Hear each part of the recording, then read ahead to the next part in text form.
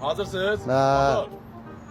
Obşim konfetti Bakudaq Nərimanovda. Gəlib bu evrəmə oturub qəşəng çaydan zaddan. Abi bir dəqiqə stop. Sənin başın xarabdır. Nə olub? O bir sifətdə dizin şeytan yağır. Nə olub? Bir reklam olar. Gülmək Mən lazım. sağa gedib sərin reklam indi. Cəbra. Siz özüm girəcəm. Bu qapıdır da, qapı elektron açılır. Sən keç qabağa zala, sən burada terasda otur.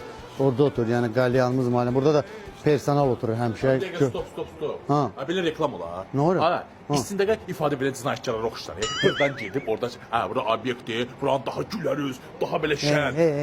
Yaxşı gəl.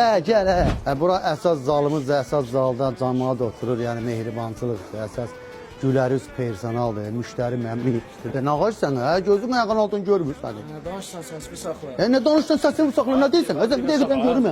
Saxla bir dəqiqə. Yox görmürsən, göz ayağın altın görmür. Mərfətin qanacağınız. Biz burada müştəri məmnuniyyətindən danışırıq. Mən də məmnun eləyirdim, mən görmürsən. Gəl otaqlar reklam edir. Gəlsiz. Opşum gördü skutsnudur, evdə gəlirsiniz konfetti bakıya, burada stol üstü oyunlar var.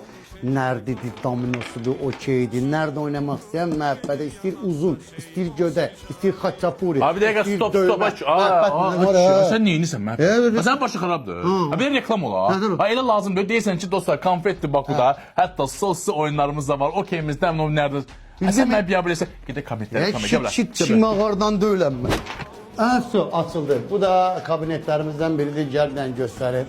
Bu kabinet çox qəşəng, geniş. İstəyirsiniz burada oturun, əylənin, çörəyinizi yiyin, çayınızı için. Burada lap karaoke oturun. Tixarə də, yəni tixarə seç kimi eşitməsin. Qəşəng burada uyutlu da yerdir.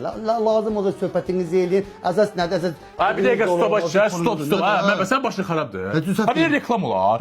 Ev uğurqaca quldurlar kimi qapını belə atırsan, girdin. Nə tixarə işi? Bizim üçün burada karaoke otaqlarımız var. Gəldin, oturdun dostların dəftərcə. Ey sən məhbə, sən yerin bura deyil. Davay bas bayla. Yaxşı, dostlar, bırak yenilənmiş konfeti Bakudur. 20 mat pul verib, sən bundan altına reklam eləməydin mən. Davay bas bayla. Yaxşı.